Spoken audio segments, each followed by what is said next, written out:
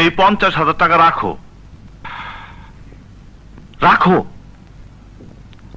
তুমি ভাবতাছো এই 50,000 টাকা কিসের?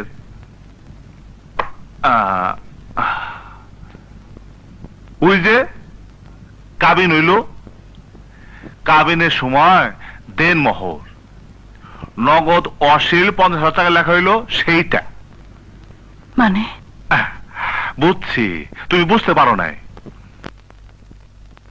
বাংলাদেশের বিয়াতে বর্তমানে 10 লাখ, 20 লাখ, 1 কোটি টাকা পর্যন্ত কাবিনের দেন মোহর লেখা হয়। এটা একটা ফ্যাশন। এটার নিয়ম হইল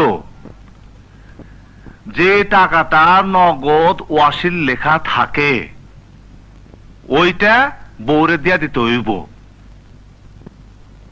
আমি আমি যদি কালকে মইরা যাই তাইলে এইটা আমি তোমার কাছে দেনা থাকলাম, দেনাটা পরিশোধ করে দিলাম।